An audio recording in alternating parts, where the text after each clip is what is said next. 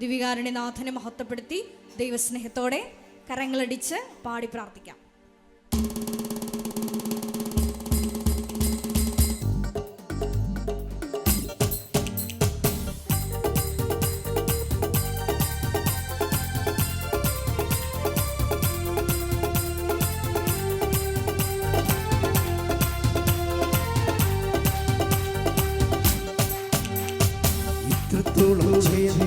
ദൈവത്തിന് സ്തോത്രം, ഇതുവരെ കരുതി രക്ഷകന് സ്തോത്രം.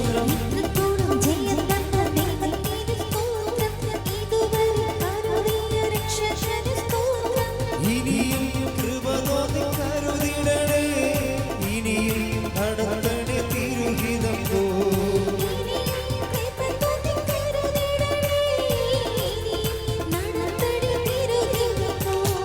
ഇത്രത്തോളം ജയം തന്ന ദൈവത്തിന് സ്തോത്രം, ഇതുവരെ കരുതി രക്ഷകന് സ്തോത്രം. ഇനിയും കൃപ തോന്നി കരുതിടണേ, ഇനിയും നടത്തണേ തിരുഹിതം പോ. ഇനിയും കൃപ തോന്നി കരുതിടണേ, ഇനിയും നടത്തണേ തിരുഹിതം. കൈകൾ ഉയർത്തി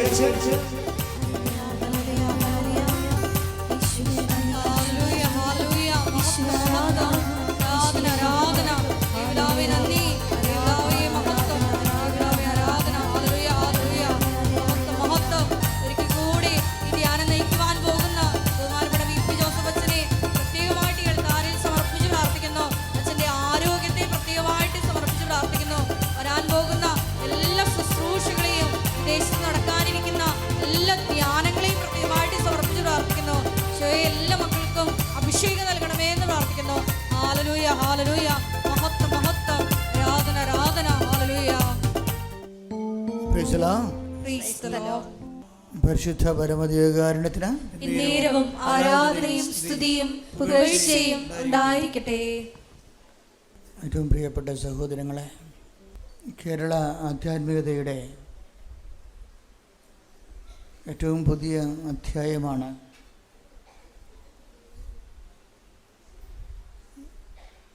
ഉടമ്പടി ജീവിതചര്യ. ഉടമ്പടി എടുക്കുന്നവർ തന്നെ രണ്ട് തരമുണ്ട്. സാധാരണ ഉടമ്പടി എടുത്ത് പോകുന്നവരും പിന്നീട് ഉടമ്പടി ജീവിക്കുന്നവരും.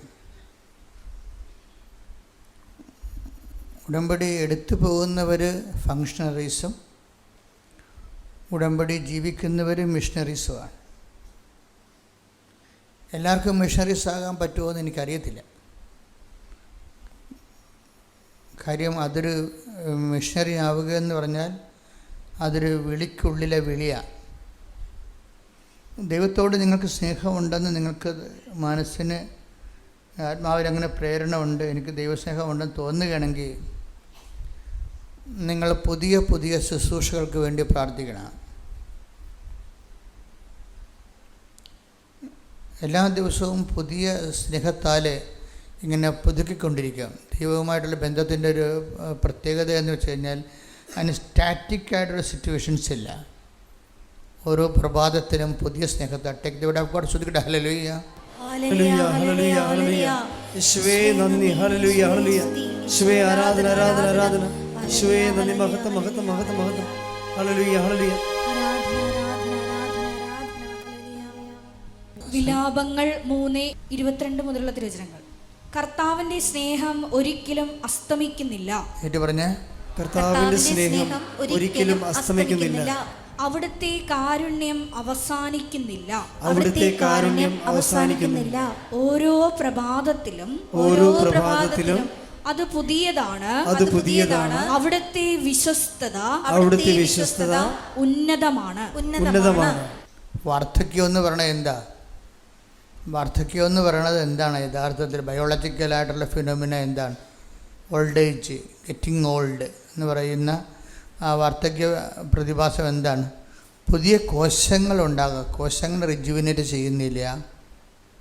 അതിനാണ് ഈ ആൻറ്റി ഓക്സിഡൻ്റ് എന്നൊക്കെ ഇവർ പറയണത്. കോശങ്ങൾ പുനർജീവിക്കുന്നില്ല, പഴയ കോശങ്ങൾ അങ്ങനെ. അതുകൊണ്ടാണ് ഞെറികളൊക്കെ വീഴുകയും ചിരങ്ങളൊക്കെ വരികയും ചെയ്യും. കോശങ്ങൾ 10, 80, 85 വയസ്സായി കഴിഞ്ഞ് കഴിഞ്ഞാൽ പിന്നെ കോശങ്ങൾ ഉണ്ടാകുന്നില്ല. ചിലർക്ക് പാരമ്പര്യം കൊണ്ട് 97 വയസ്സ് വരെയൊക്കെ അങ്ങനെ ജീവിച്ചു പോകുന്നെങ്കിലും പുതിയ കോശങ്ങൾ ഉണ്ടാകാത്തതാണ് വാർദ്ധക്യം എന്ന് പറയുന്നത്. പുതിയ സ്നേഹം അതുപോലെ തന്നെയാണ്. അതുകൊണ്ടാണ് ബൈബിൾ പറയണത് ഓരോ പ്രഭാതത്തിലും എന്നിട്ട് വായിച്ച്, ഓരോ പ്രഭാതത്തിലും അവിടുന്ന് പുതിയ സ്നേഹം കൊണ്ട്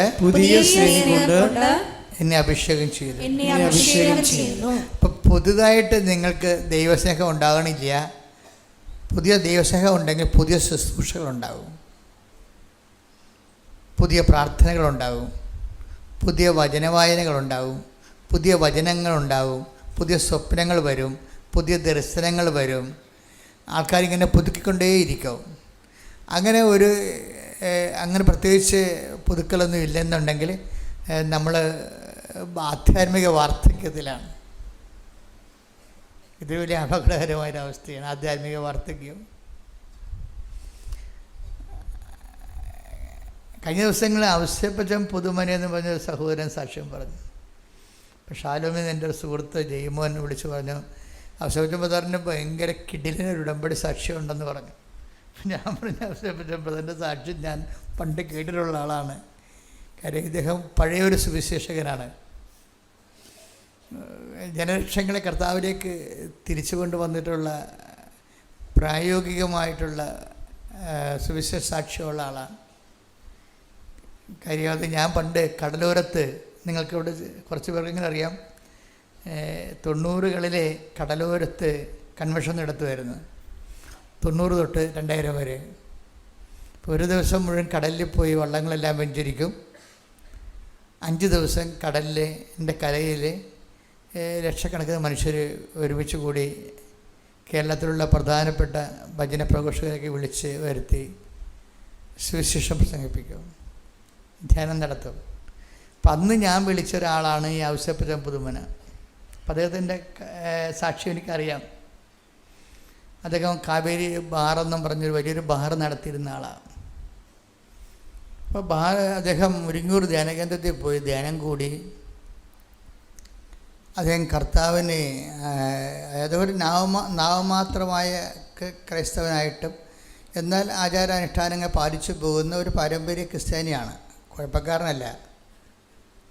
എങ്കിലും കർത്താവിനെ അറിയേണ്ട പോലെ അറിഞ്ഞില്ല. അതാണ് അദ്ദേഹത്തിൻ്റെ.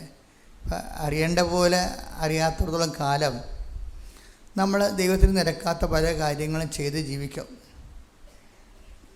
അപ്പോഴതുകൊണ്ട് എപ്പോഴും സുവിശേഷം പറയും, ഒരു യു ടേൺ എടുക്കേണ്ടി വരുമെന്ന് പറയും.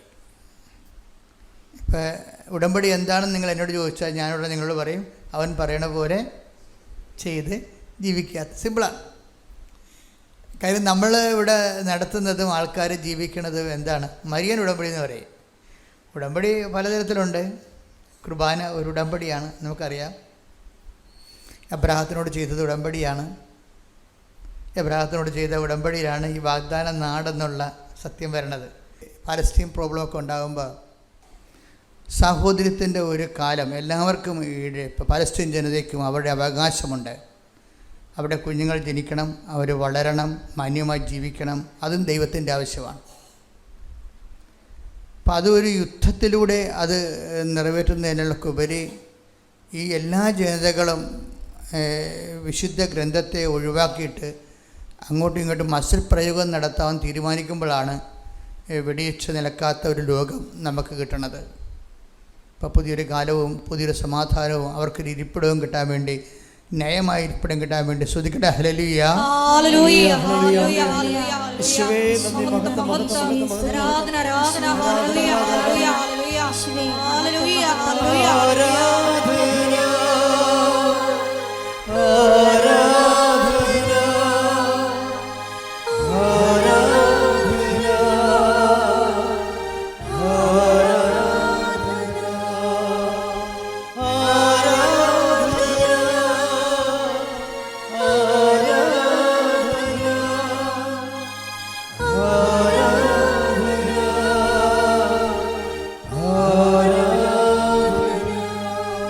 എൻ്റെ പേര് ജിജി. ഞാൻ മൂത്തകുന്നം ചെട്ടിക്കാട് ഇടവകയിൽ നിന്ന് വരുന്നു. ഞാൻ ഉടമ്പടിയിൽ 2023 ഞാൻ ഉടമ്പടി എടുത്തത്. ഇപ്പം 5 പ്രാവശ്യം ഞാൻ പുതുക്കി.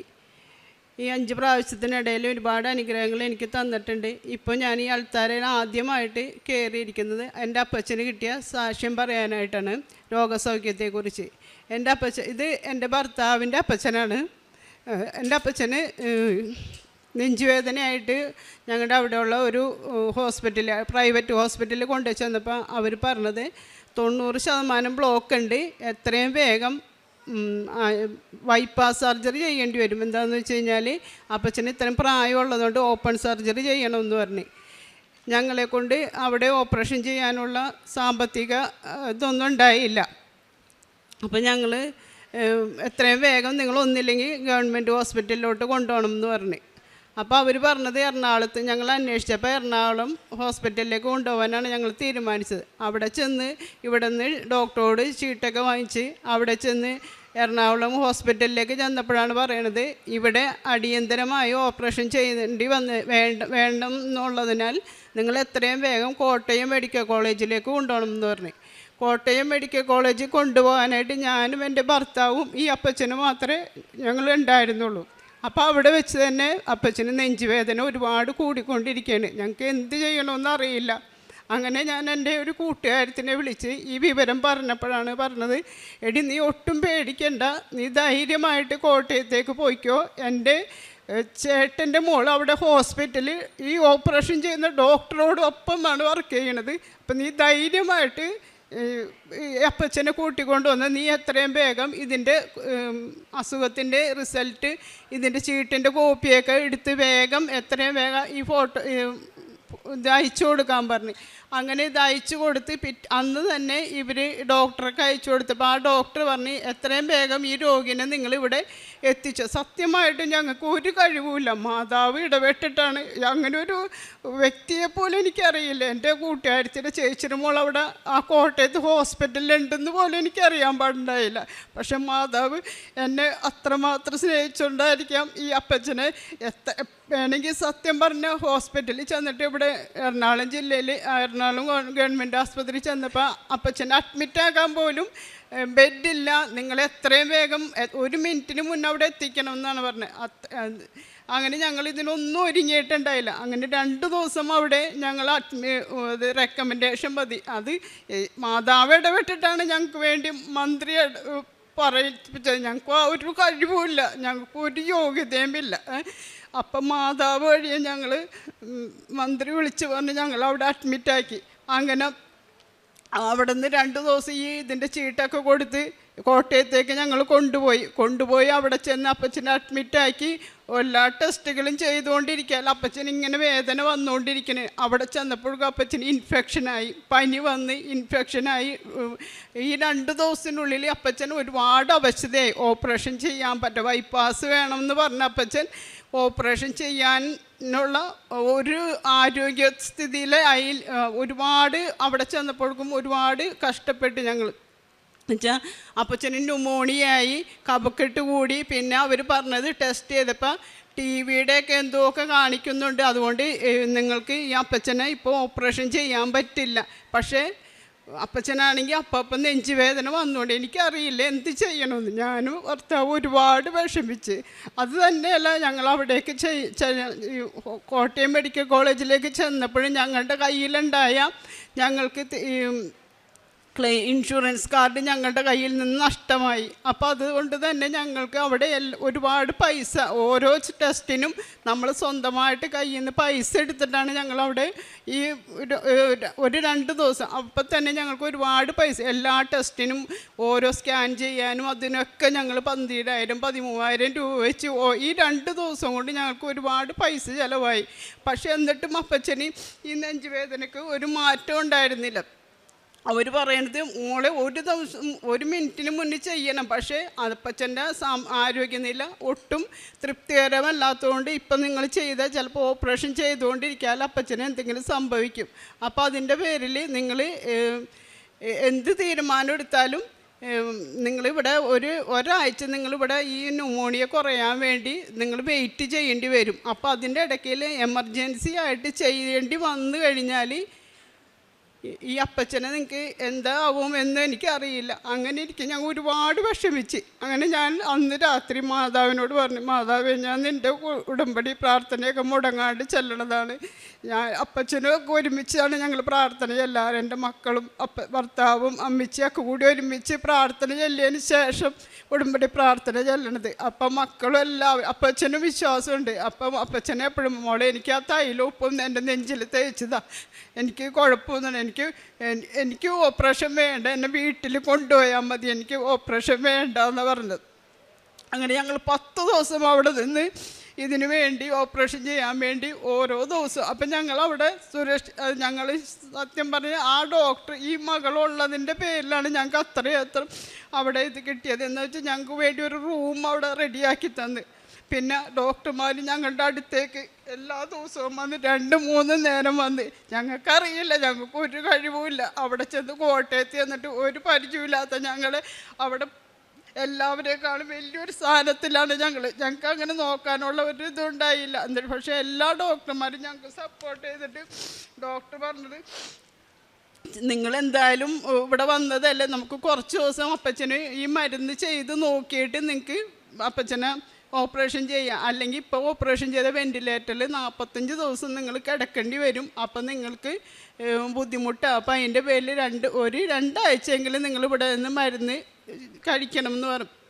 അപ്പോൾ അപ്പച്ചനാണെങ്കിൽ ഇങ്ങനെ നെഞ്ചുവേദന വരുന്നതുകൊണ്ട് ഒരുപാട് ബുദ്ധിമുട്ട്. ഓപ്പൺ സർജറി ചെയ്യണമെങ്കിൽ ഈ ന്യൂമോണിയ ഇതുള്ളതുകൊണ്ട് ചെയ്യാനും പറ്റും. ഞാൻ മാതാവിനോട് അന്ന് രാത്രി പ്രാർത്ഥിച്ചു, മാതാവേ, ഇനി എനിക്ക് വയ്യ. എന്താണെന്ന് വെച്ചാൽ ഞാനും അപ്പച്ചനും 2ാമത്തെ നിലയിലും ആൾ താഴെയും.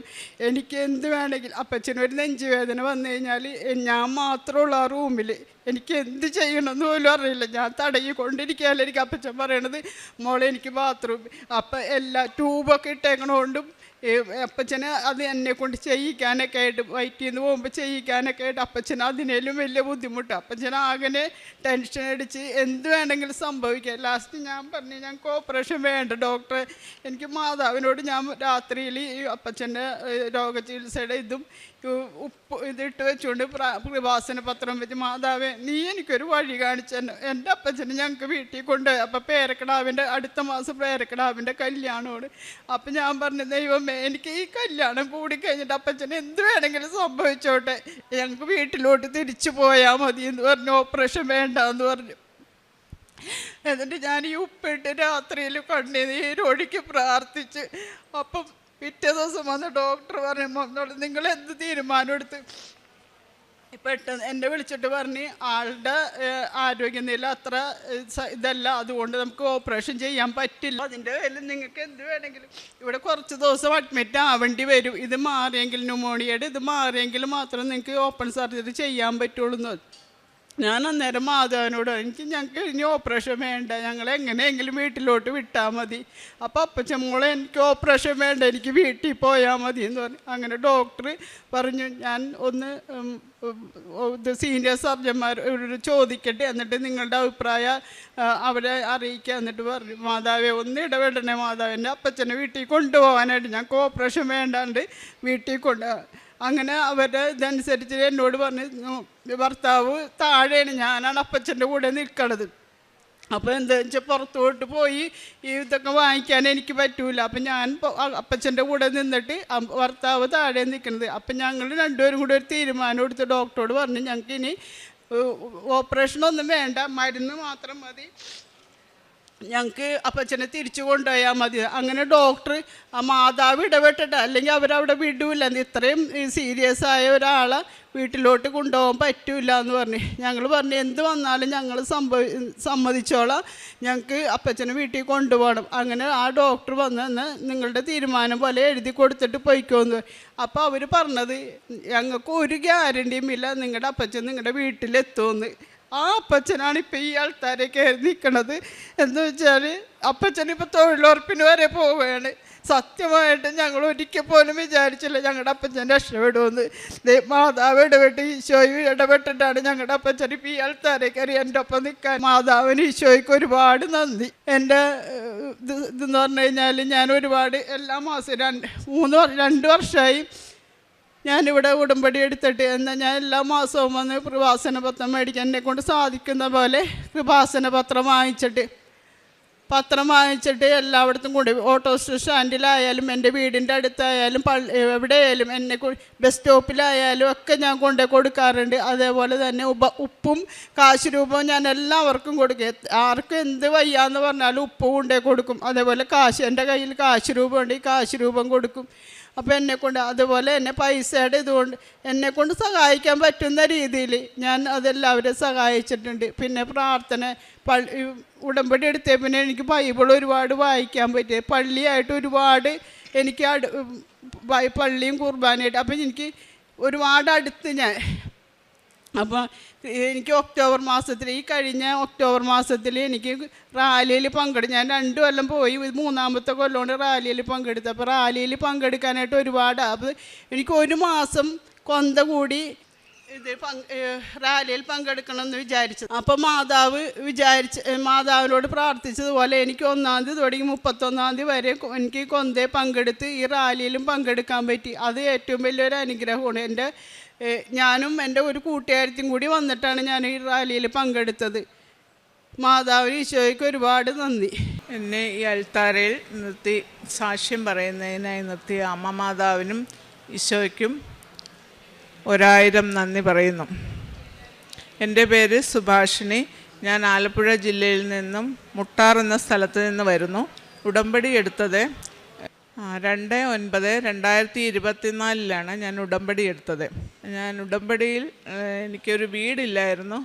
ഒരുപാട് നാളായി എനിക്കൊരു വീടിന് വേണ്ടിയിട്ട് ഞാനൊരു ഹിന്ദുവാണ്. മാതാവിനെ എനിക്ക് നേരത്തെ തൊട്ടേ ഇഷ്ടമായിരുന്നു. മാതാവ് ഉണ്ണീശോയും കൊണ്ടിരിക്കുന്ന എവിടെ ഗ്രോട്ടോ കണ്ടാലും ഞാൻ അവിടെ നേർച്ചയിടുമായിരുന്നു. അങ്ങനെ ഇരിക്കൽ ഞാൻ ഈ കൃപാസനത്തിലെ പത്രം എനിക്ക് കിട്ടുമായിരുന്നു 2009. ഞാൻ ഹോസ്പിറ്റലിൽ നേഴ്സിംഗ് അസിസ്റ്റൻ്റ് ആയിരുന്നു. അന്നേരം അവിടെ ഒരു ചേച്ചി എനിക്ക് പത്രം കൊണ്ടുതരും.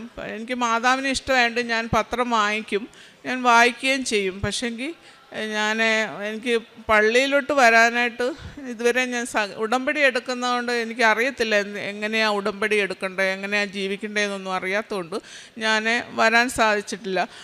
പിന്നെ ഞാൻ ഒരുപാട് അമ്മയ്ക്ക് സുഖമില്ലാതെ വന്നപ്പോൾ എനിക്ക് ഒരുപാട് കടങ്ങളും വന്നു. ഒരു രക്ഷയില്ലായിരുന്നു. ഞാൻ ജോലി ചെയ്യുന്നെങ്കിലും മുഴുവൻ ആശുപത്രിയിലും ഇങ്ങനെ പോയിക്കൊണ്ടിരിക്കുമായിരുന്നു. വീട് വെക്കാൻ ലോൺ എടുത്ത് വീട് വെക്കാമെന്ന് വിചാരിച്ചപ്പോൾ അതും നടക്കുന്നില്ല. അതെല്ലാം ഒരു തടസ്സങ്ങൾ വരിക. ഹോസ്പിറ്റലിൽ നിന്ന് കയറാൻ അച്ഛനെ, അമ്മ, എൻ്റെ ഒരു മകനുണ്ട്, എല്ലാവരും ഹോസ്പിറ്റലിൽ. ഞാൻ അങ്ങനെ എല്ലാം 0 മെറിറ്റിലായിരുന്നു. അങ്ങനെ ഞാൻ ഈ ഏപ്രിൽ 24 ഏപ്രിൽ മാസത്തിൽ ഞാൻ പെൻഷനായി. പെൻഷനാകുന്നതിന് 1 മാസം മുന്നേ തന്നെ ഞാൻ അമ്മയോട് പ്രാർത്ഥിച്ചിരുന്നു. അതിനിടയ്ക്ക് ഞാൻ അച്ഛൻ്റെ അടുത്ത് വന്ന് എൻ്റെ ആധാരം സൈത്ത് പൂസിച്ചു. അച്ഛൻ അന്നേരം എനിക്കൊരു കാശ് രൂപം തന്നിരുന്നു, അത് പറമ്പിലിടാൻ വേണ്ടിയിട്ട്. ഞാനത് അവിടെ കൊണ്ടുപോയി ഉപ്പിട്ടു, വിശ്വാസ പ്രമാണം ചൊല്ലി കാശ് രൂപം കുഴിച്ചിട്ടു. അതിന് ശേഷം ഞാൻ ഒരു പ്രാവശ്യം കൂടെ പുതുക്കാൻ വന്നു. അതാണ് ഈ കഴിഞ്ഞ സെപ്റ്റംബർ 3-ാം തീയതി 2024 ഞാനിവിടെ വന്ന് പുതുക്കി. അന്ന് 8 നോമ്പുണ്ടായിരുന്നു. 8 നോമ്പിൻ്റെ ഞാൻ 8 നോമ്പ് എടുത്തിരുന്നു. അതിൽ 7-ാം ദിവസമായപ്പോഴേ എനിക്ക് പിന്നെ കോൺട്രാക്ടർ എൻ്റെ വീട്ടിൽ വന്ന് എന്നെ തിരക്കി വന്ന് വീട് വെക്കുന്നതെന്നും പറഞ്ഞു. ആരോ പറഞ്ഞു വിട്ടതാന്ന് പറഞ്ഞു. ഞാൻ പറഞ്ഞു വെക്കുന്നുണ്ട്, പക്ഷേ എനിക്ക് പൈസയുടെ ഇതായിരുന്നു പക്ഷേ എനിക്കെല്ലാം എൻ്റെ DCRG പെൻഷൻ കമ്മ്യൂട്ടേഷൻ എല്ലാം എനിക്ക് നേരത്തെ തന്നെ മാർച്ചിൽ തന്നെ എനിക്കെല്ലാം അമ്മ സാധിച്ച് എല്ലാം കറക്റ്റായിട്ട് എൻ്റെ പേപ്പേഴ്സുകളെല്ലാം പോയി എനിക്ക് പെൻഷൻ്റെ കാര്യങ്ങളും എല്ലാം മാതാവ് എല്ലാം സാധിച്ചു തന്നിട്ടാണ് എനിക്ക് വീടിന് വേണ്ടിയിട്ട് അമ്മ എനിക്കെല്ലാം ഒരുക്കി തന്നത്. അങ്ങനെ ഞാൻ കോൺട്രാക്ടർ വീട്ടിൽ വന്ന് പ്ലാൻ വരയ്ക്കാൻ വേണ്ടിയിട്ട് പിറ്റേ ദിവസം തന്നെ പ്ലാൻ വരയ്ക്കാൻ വേണ്ടിയിട്ട് അവരെ കൊണ്ടുവന്ന് എൻജിനീയർമാരെ കൊണ്ടുവന്ന് പ്ലാൻ വരപ്പിച്ചു. 13-ാം തീയതി വീടിൻ്റെ കല്ലിട്ട് അമ്മയുടെ ഉപ്പും കാശ് രൂപവും എല്ലാം കുഴിച്ചിട്ട് വിശ്വാസ പ്രമാണം ചൊല്ലി ഞാൻ വീടിൻ്റെ പണി തുടങ്ങി. 1.5 മാസം കൊണ്ട് എൻ്റെ വീടിൻ്റെ പണി അമ്മ യേശുവിൽ നിന്നും വാങ്ങിച്ച് പൂർത്തീകരിച്ച് തന്നു. 1.5 മാസം കൊണ്ട്. എല്ലാവർക്കും അതിശയമായിരുന്നു ഈ 1.5 മാസം കൊണ്ട് വീടിൻ്റെ വാർക്ക് എങ്ങനെയാണ് കഴിഞ്ഞെന്ന്. പക്ഷേ എങ്ങനെ അമ്മ സമയച്ചുരുക്കത്തിൻ്റെ അമ്മ അതെല്ലാം സാധിച്ചു തന്നു. എൻ്റെ പിന്നുള്ള എനിക്ക് ഫൈനാൻഷ്യലി എല്ലാം കുറഞ്ഞു. പക്ഷേ പിന്നെയും ഞാൻ അമ്മയോട് പ്രാർത്ഥിക്കും, ഞാൻ ഇനി എവിടെ പോയി ചെന്ന് വാങ്ങിക്കും, അമ്മ ഇത്ര ഒരുക്കി തന്നതല്ലേ, ബാക്കിയും കൂടെ എനിക്ക് ഒരുക്കി തരണമെന്ന് പറഞ്ഞു. അമ്മയതെല്ലാം ചോദിക്കുന്നവർ ഓരോരുത്തരും എങ്ങനെയാണ് നടക്കുന്നതെന്ന് പോലും എനിക്കറിയത്തില്ല. ഇന്ന് വീടിൻ്റെ പണിയെല്ലാം പൂർത്തിയായി. ഞാൻ അമ്മയോട് പറഞ്ഞിരുന്നു, എനിക്ക് വീടിൻ്റെ പണി പൂർത്തിയാക്കി ഞാൻ അമ്മയുടെ അൾത്താരയിൽ നിന്ന് സാക്ഷ്യം പറഞ്ഞതിന് ശേഷമേ ഞാൻ പാല് കാച്ചുകൊള്ളുന്നേ. എൻ്റെ വീടിൻ്റെ പണിയെല്ലാം പൂർത്തീകരിച്ച് എൻ്റെ അമ്മ എനിക്ക് തന്നു. അതാണ് എൻ്റെ വീടാണിത്. അമ്മ എനിക്ക് സാധിച്ചു തന്നതാണ്. ഞാൻ ഡേറ്റ് എടുത്ത് 8-ാം തീയതിയാണ് എൻ്റെ വീടിൻ്റെ പാല് കാച്ചൽ. ഞാൻ അമ്മയോട് സാക്ഷ്യം പറയാൻ, അമ്മയും ഈശോയും എനിക്ക് തന്നതിന്, ഈ വീട് തന്നതിന് 1000 നന്ദി പറയുന്നു. അതുപോലെ എനിക്കൊരു രോഗം ഉണ്ടായിരുന്നു, ഇയർ ബാലൻസിൻ്റെ അസുഖം എനിക്കുണ്ടായിരുന്നു. പിന്നെ തൈറോയ്ഡ് ഉള്ളത് കൊണ്ട് എനിക്ക് എപ്പോഴും നെഞ്ചിടിപ്പായിരുന്നു, എപ്പോഴും അസുഖങ്ങളാണ്. പക്ഷേ അമ്മയുടെ ഉടമ്പടി തൈലവും ഉപ്പും തേനും ഞാൻ കഴിച്ചതിൻ്റെ ഫലമായി എനിക്ക് ഇപ്പോൾ ഇന്നേ വരെ എനിക്ക് വന്നിട്ടില്ല. 1 വർഷമായി എനിക്ക് ഇയർ ബാലൻസിൻ്റെ അസുഖങ്ങളൊന്നും ഉണ്ടായിട്ടില്ല. പ്രേക്ഷിത പ്രവർത്തനം എന്ന് പറയുന്നത് പത്രം ഞാൻ ഹോസ്പിറ്റലിലെല്ലാം കൊടുക്കുമായിരുന്നു. എല്ലാ ഹോസ്പിറ്റലിലും പോകും. ഞാൻ കോട്ടയം മെഡിക്കൽ കോളേജ് വരെയും പോയിട്ടുണ്ട്. പിന്നെ അതുപോലെ വീടുകളിൽ കൊണ്ടു കൊടുക്കും. കടപ്പുറത്ത് ഓരോ വീടുകളിലും ഞാൻ കൊണ്ടു കൊടുക്കും. ആലപ്പുഴ, കടപ്പുറം എല്ലായിടത്തും കൊണ്ടു കൊടുക്കും. ഓട്ടോ സ്റ്റാൻഡിലും ഒക്കെ ഞാൻ കൊടുക്കുമായിരുന്നു. പിന്നെ എൻ്റെ ഹോസ്പിറ്റലിൽ വരുന്ന പേഷ്യൻറ്റിന്, പ്രായമുള്ളവർക്കും ഞാൻ എന്നെ കഴിവതെല്ലാം സഹായിക്കുമായിരുന്നു. എനിക്കില്ലെങ്കിലും ഞാൻ എങ്ങനെയെങ്കിലും ഞാൻ അവരെ സഹായിക്കും. പിന്നെ ഇപ്പോൾ സ്നേഹതീരത്ത്, എൻ്റെ വീടിനടുത്ത് സ്നേഹതീരമുണ്ട്. എല്ലാ മാസവും ഞാൻ അവിടെ പൈസ കൊടുക്കും, ഭക്ഷണവും കൊടുക്കും. അല്ലാതെ ഞാൻ ആലപ്പുഴയിൽ പ്രായമുള്ള വൃദ്ധസദനത്തിൽ എല്ലാം ഞാൻ പോകുമായിരുന്നു. എൻ്റെ മോനെയും കൂട്ടി എല്ലായിടത്തും പോവും. പിന്നെ ആത്മീയമായിട്ട് ഞാൻ 2 നേരം ബൈബിൾ വായിക്കും. എനിക്ക് ബൈബിളില്ലായിരുന്നു. ഞാൻ ഉടമ്പടി എടുത്തു കഴിഞ്ഞപ്പം ഞാൻ എൻ്റെ ഹോസ്പിറ്റലിലെ സിസ്റ്റർമാരോട് ഞാൻ പറയും, എനിക്ക് ബൈബിളില്ല. അന്നേരം എന്നോട് പറഞ്ഞു, വിഷമിക്കണ്ട, ബൈബിൾ അവർ 2 പേര് എനിക്ക് 2 ബൈബിൾ കൊണ്ടു തന്നു. അതുപോലെ കൊന്ത 2 നേരം ഞാൻ കൊന്ത ചൊല്ലും. അപ്പം 3-4 കൊന്തയുണ്ട് എനിക്ക് അവിടുത്തെ നഴ്സുമാർ കൊണ്ട് തന്നാണ്. അതുപോലെ മാതാവിൻ്റെ ഞാൻ അച്ഛൻ്റെ ധ്യാനങ്ങളും സാക്ഷ്യങ്ങളും എല്ലാം ഞാൻ കേൾക്കും. ഞാൻ എൻ്റെ മരണം വരെയും ഇനിയും ഉടമ്പടിയിൽ തന്നെ ആയിരിക്കുമെന്ന് ഞാൻ എൻ്റെ ഈശോയ്ക്കും അമ്മയ്ക്കും കോടാനുകോടി നന്ദി.